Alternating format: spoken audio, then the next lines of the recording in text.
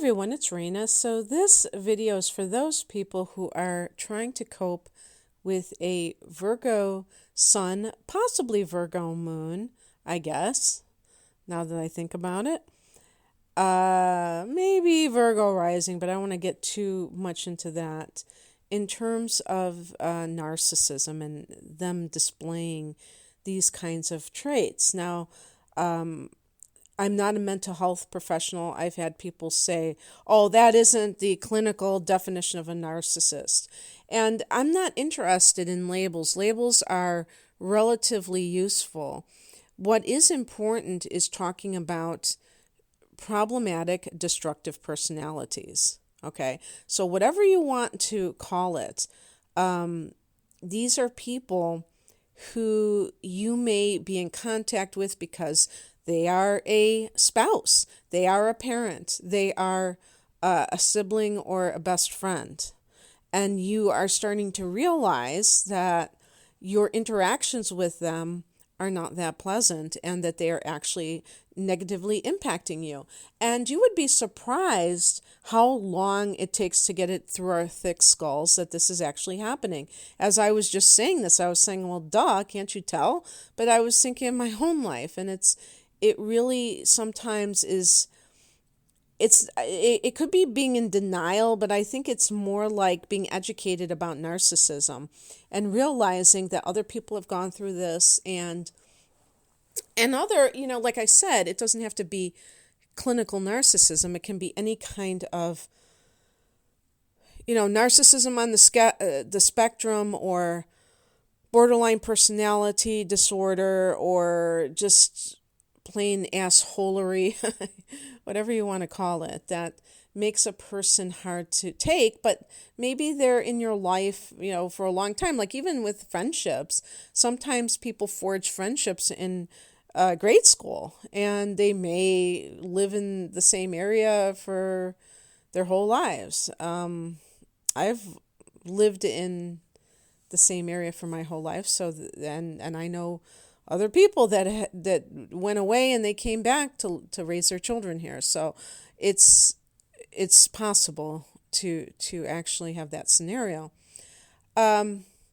So with Virgo, I should give you full disclosure. My sun is in Sagittarius, but my moon is in Virgo.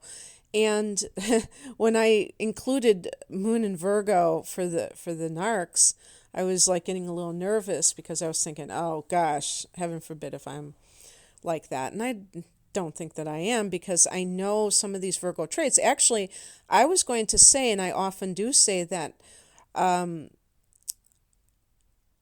did a series of these already, and I just did it for each element. And as I recall, I felt like Virgos were one of the least narcissistic signs of the zodiac. I mean, if you wanted to just go by their traits. But now that I was compiling a list specifically for Virgo, I'm kind of wondering about that initial assumption. I do believe that Virgos are not braggarts, okay? And I think that's one of the stereotypical things people associate with narcissism, is being full of oneself. And yes, of course, that can be a facet of it, but it goes far beyond that. However, just looking at it from that perspective, I do feel that Virgo sun or moon or rising people tend to downplay their achievements, and it's not false humility or anything like that. I think it's because Virgo is such an analytical and critical sign that even if they succeed at something, they might be saying, yeah, I did do this well, or I did, get, accomplish this goal, but I could have done it better. And so they're not that eager to brag about it, because they might feel that they didn't, do as well as they had hoped to, even if they did succeed. So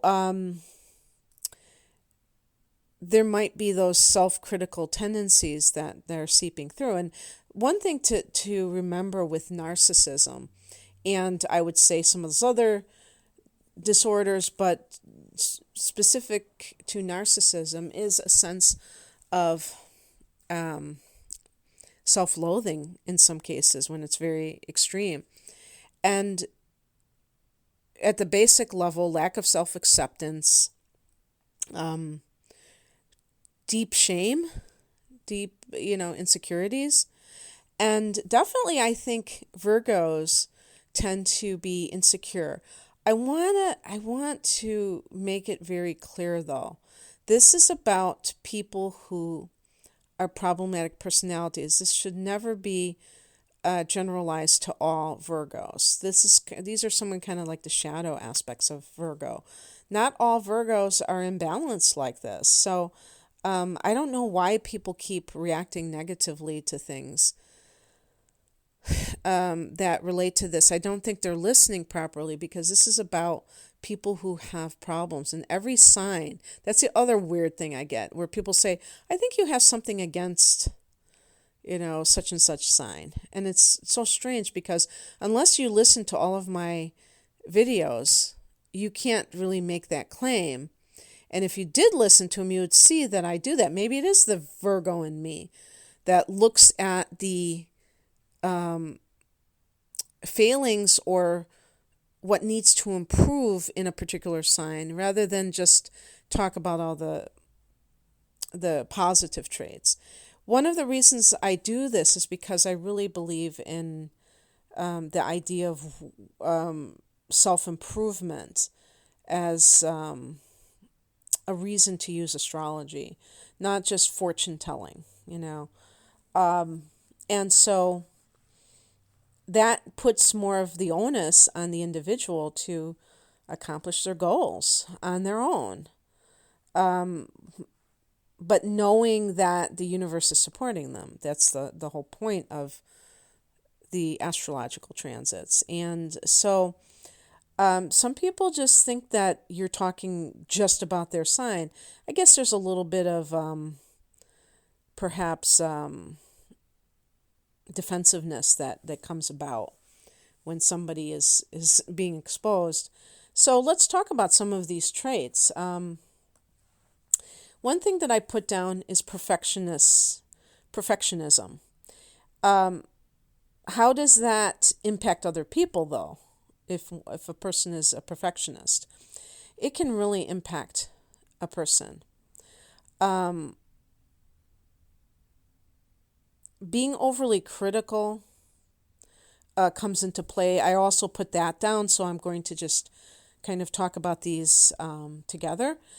This is something that can be a parent can do this, and this is extremely important for any parents listening who are Virgos, is to be very careful about how you, talk to your children about their performance. If you need to talk to them about their performance at all. It's kind of funny. Sometimes I see these parents and they keep saying, good job, for every little thing that the kid does. To me, that's overpraise, and that goes the opposite direction. And I think that creates its own set of problems, like expecting everybody to applaud, when you're an adult, when you do every little thing. But on this end of the spectrum, where somebody is like finding fault with people all the time, it can lead the other person to be, in this case, if it's a child, to become very self-conscious. And I feel like a lot of Virgos are self-conscious themselves, because they are self-critical, and that makes you hyper aware of all your little faults, okay, or maybe your big faults. It makes you like blow up little faults into big faults, and big faults become, untenable. So the thing is that this is the outgrowth of low self-esteem, obviously, to be when you're criticizing yourself mercilessly, you're talking down to yourself. Sometimes this is an extension of what one's parents have done, and the child picks up on that. But in terms of a Virgo parent, finding fault with children, and picking at every little thing is very destructive. It doesn't seem so in the grand scheme of things. It's easy to kind of like trivialize it when you think about parents locking children in closets and beating them. But no, it is very destructive to a child's sense of self.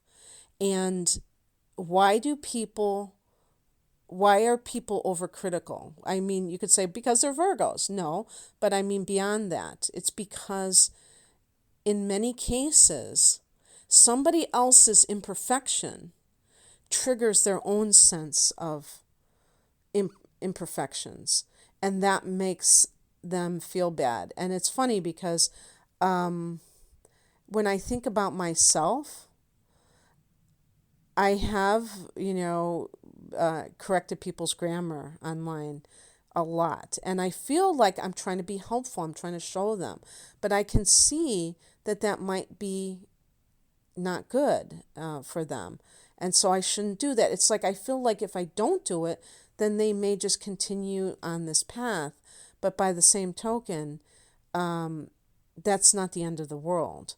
And so you might even, I'm making this mistake of talking as if the person listening to this is a Virgo, but I've gotten so many, it seems like a lot of people are listening for themselves.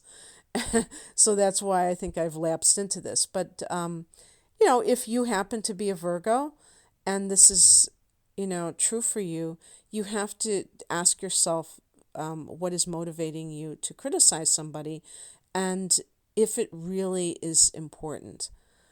Because it can be very damaging, especially when it's two small children, because they're very vulnerable. An adult, they can decide whether or not they want to deal with you. They might think that you're an ass and they don't want anything further to do with you, but at least they have the power to do that. If this is somebody in your life, this is very important because it can be subtle in the sense that you get this basic sense that you're not good enough from this person, but maybe it's kind of like not constant. It's like drip, drip, drip.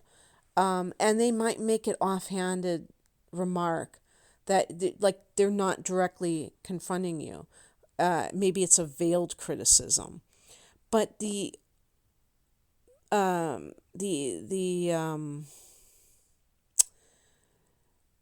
outcome or the bottom line is that you're feeling like insecure around this person, and when you really analyze it, you realize that they are putting you down. And that is a sign, that is a red flag that you're dealing with a narcissist, because again, they cannot stand how they feel about themselves. So in some cases, I put down here a put-down artist, because Virgos can be very sarcastic and they can be very cutting in their sarcasm because there's an intelligence there. It's not just about calling names. That's not very clever. But about, really, kind of honing in on a person's quirks and kind of calling attention to them. And, which is that analytical nature. But the thing is, they can also do it. Virgo narcs can do this in a way that may not be direct. It may be more subtle. And so it makes you question, did they just diss me? Is this, not really sure, and not wanting to seem like you are a snowflake, that you're so sensitive. You may perhaps feel like you want to rise above it, that you don't want to be too touchy. And so you kind of like tolerate it, but then it just kind of builds up, and eventually And then, that old one, what they do too is they'll say, can't you take a joke? I was just kidding. And that kind of thing is very destructive. Another thing is being a know-it-all. This is kind of like in a similar vein where, well, but again, I know everything, and they can convey that. Virgo is ruled by Mercury. It's a mutable earth sign.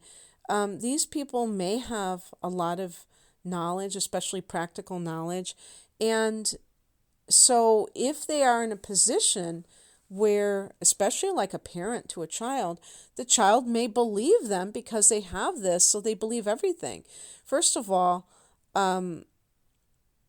if you are challenging somebody's claims, in terms of some kind of like fact, for instance, and they get very upset about that, then they need to be right. That can mean that they're trying to control reality, that they're trying to control what is true, what is truth. And again, creating this infallible type of image. And you have to deal with such a person. Well, I'll talk about how to deal with these people if you choose to deal with them at all. But if you're an adult, you have to act like an adult, and you can't allow other people to dominate.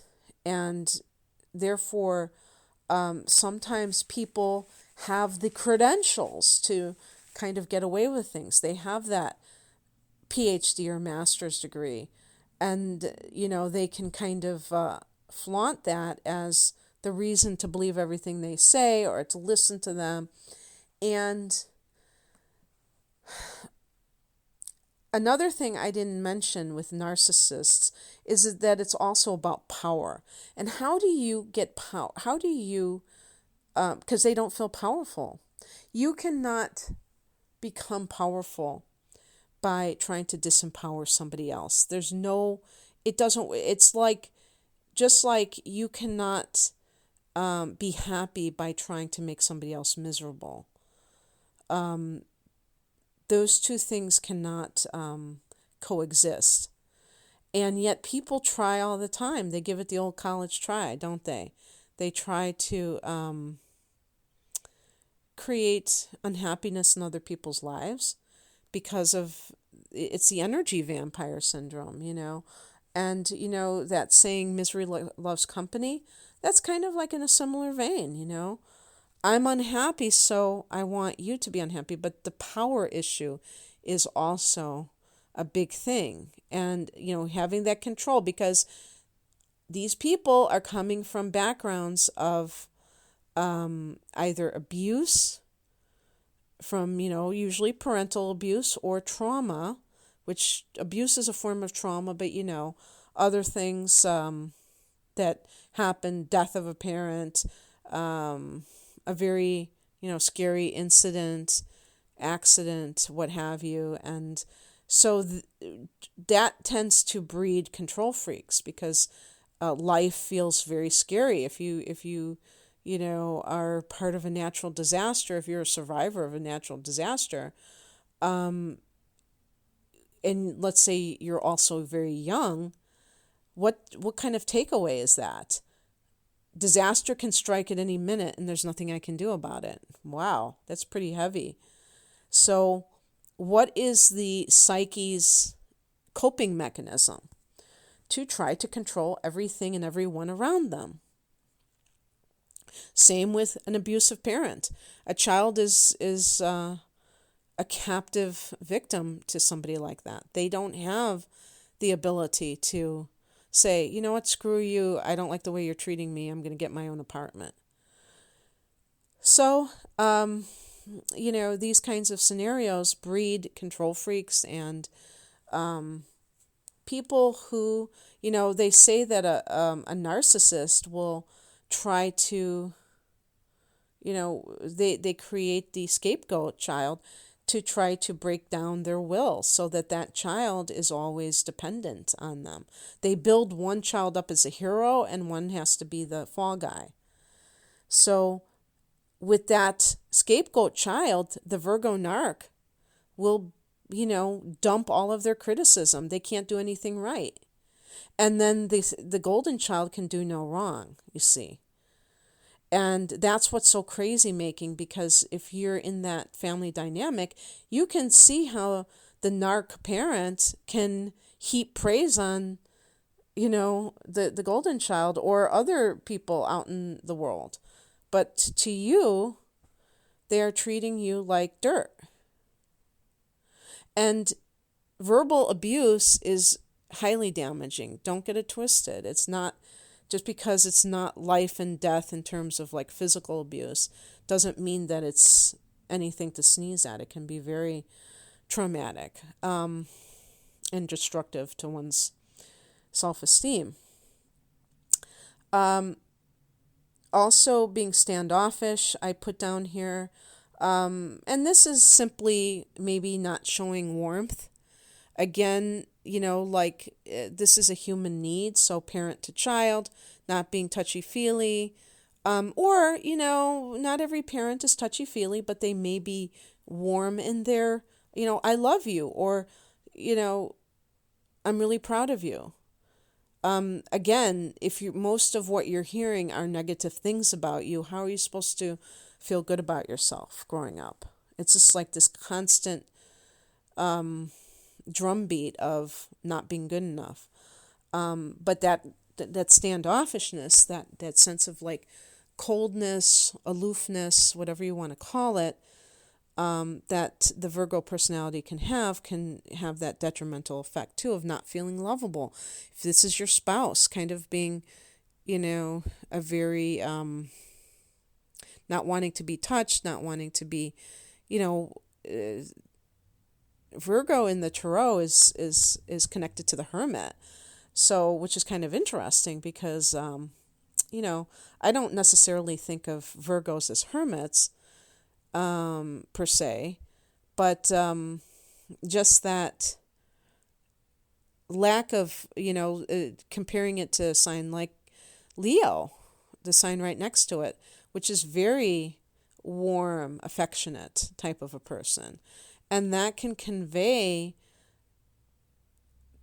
when coupled with these other things, a lack of affection to somebody, whether it's parent to child or spouse or even friendship, and that can have a detrimental effect. And the last thing I wanted to mention is the covert narcs who are Virgos. I'm going to bring this up again. Sorry if I bring these same examples up. Like I'm just completely devastated by it. No, I'm not devastated, but it was kind of, slightly amusing, a little bit irritating. Somebody that must have been a Virgo took offense to me saying that Virgos are servants. Within half a minute of just looking it up online, I was able to find Virgo is the servant. These are archetypes. These are templates, and for every sign, there's going to be certain characteristics that are part of that sign. Like, I might, for Pisces, see the mystic or the psychic. Does that mean, what about if a Pisces person said to me, oh, that's BS, I'm not a psychic. I'm an atheist. I don't even believe in God. I don't even believe there's anything beyond this world. There are outliers and people misunderstanding what the servant means. Talk about snooty.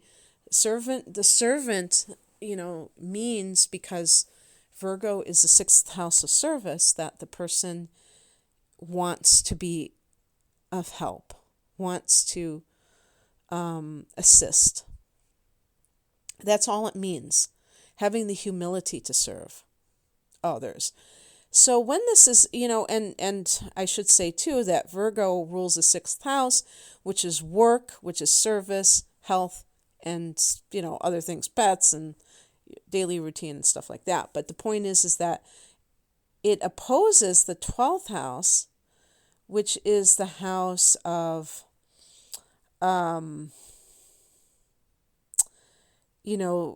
sacrifice and mysticism, karma, and things like that. Well, it's kind of funny because um, I would think that the 12th house would be more along the lines of a servant, but they have similarities because they are opposing signs, complementary signs. So this is why Virgos can also be a doormat. I think I used that term as well, and people took offense to that. Um, when I say these things, I'm not talking about 100% of the sign. That's so, so, so important. I'm talking about the ones who misunderstand what it means to serve. Service is beautiful. Being a martyr, not so much, because you're sacrificing, but you're sacrificing for something that is not providing you positive returns. Not that you have to give to get, but you know what I mean. That maybe it's even a slap in your face. What's that saying? How's that saying going? Oh, what's the name of it? Or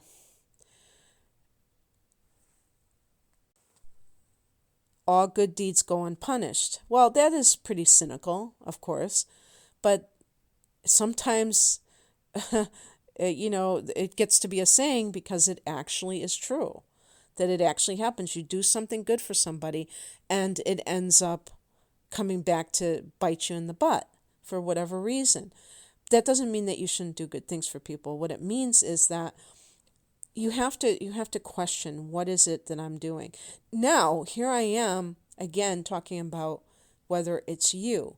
But this is talking about, if this is talking about somebody else in your life, they may be more of a covert narc, where they are always the victim because they're always giving. This may only be in one area of life. This may be in their personal relationships. Maybe in their professional life, they do very well. And I think also because in the professional world, there are kind of like these boundaries. And I think that in relationships, all bets are off. So it's easier to just get taken advantage of in a personal relationship, I believe. And so that person may be always complaining to you that they are, about this relationship where they're always giving and not getting. They may, kind of like be depressing to be around because they're always in victim mode and helpless mode.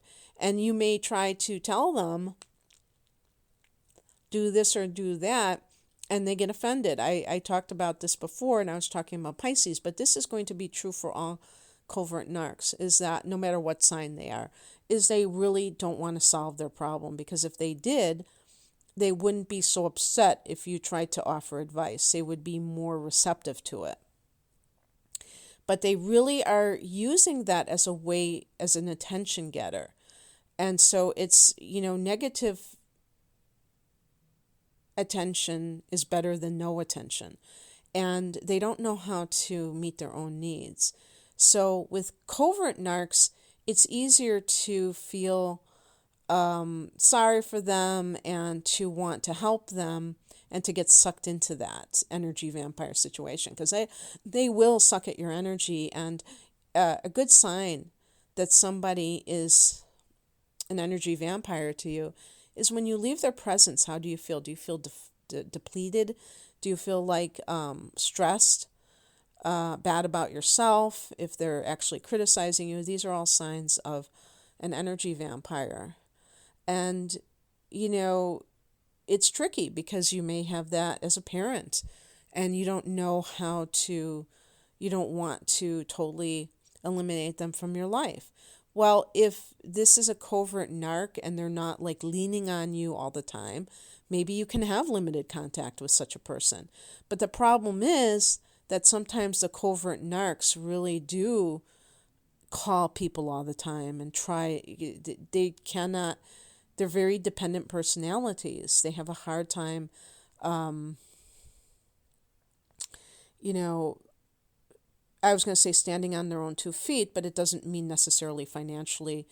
It may be more on the emotional level, that they always need to be bolstered. They always need to quote unquote vent, which is just really like dumping a whole bunch of negative energy onto somebody else to make themselves feel better. And,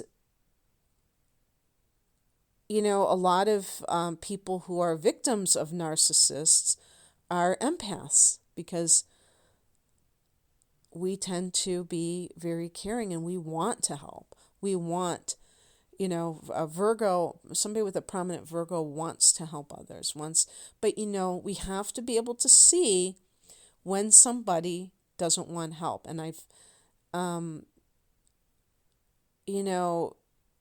once you can easily kind of weed out those kinds of people, then you don't feel that sorry for them, and you also don't allow them to manipulate you, because you know that they're not really serious. They're complaining, but they need something to complain about, because otherwise they wouldn't feel like they had an identity, sad to say. Their identity is being a victim. And this comes about because the person simply hasn't developed themselves enough to create more interests in their life. Their life may be very narrow, and it's simply their own, patterns of how they have conducted themselves. And we are not responsible for other people's choices in life and their predicament. Now, we can help them if they choose to listen to us, but really nobody is here to listen to somebody else. They're here to live their own life. Sometimes it is good to listen to what somebody has to say, though. They may have something pertinent to a person's life, and therefore should be listened to. But we can't force that on anybody. And if you don't want to play that game, why don't you yes but, then you can simply, let's say if somebody comes to you, let's talk about what you can do with these people. So I'll start with covert narcs. If a covert narc complains a lot with you and you end up being depleted, you can start to be proactive. And this is like garlic to a vampire, garlic to an energy vampire. And let's say they are complaining about their spouse. Their spouse is not willing to go to marriage counseling and blah, blah, blah. You say, well, why don't you just leave them? I think it's time, what is stopping you? You work, you have money, you could support yourself, and, you call their bluff. You have to solve the problem. And if they balk at it, if they make excuses, then you can just say to yourself, okay, now I'm done listening to this person, because I know that they need somebody to blame. That's the real key, is that covert narcs love to blame other people for their own lives. And if it happens to be the person they're married to, if you tell them to get divorced, they will be either totally like a deer in the headlights, or they will get mad and tell you that you're insensitive, because they have to have somebody to be the scapegoat. They can't take responsibility for their own destiny, their own current reality. So you expose these people, and then you can move on. You don't have to waste any guilt on somebody who doesn't want to better themselves. And also, in general, dealing with a regular type of Virgo narcissist, what you can do, if you feel like you want to still have some semblance of relationship, if the parent is a narcissist, and I'm assuming people listening to this are adults, and you're an adult child, and they say something disparaging about you, the first thing to say is, that is insulting, and we're going to have some kind of a boundary where you do not speak to me like that. I can handle you saying this, this, and this, but you're not going to be insulting. I am not perfect. I'm not, if they point out a mistake, yeah, that's because I'm not perfect. And if it's something that you need to apologize for, if it's a mistake that, sometimes it's a decent thing to do. If we've done something that affects somebody else, you do apologize. But to browbeat yourself or to allow yourself to be browbeaten, no. And drawing that that boundary, if the person doubles down, they refuse to acknowledge your boundary, then you might have to decide whether or not you're going to cut ties with them because they're not respecting it. They say a lot of times that narcissists totally disrespect boundaries, and they just violate them left and right. And that makes a lot of sense to me in my own observation. They feel like rules apply to other people, not them. So that's really mainly what I wanted to say about all of this. And I hope that you enjoyed this. If you'd like a personal reading, the link is below. Take care. Bye.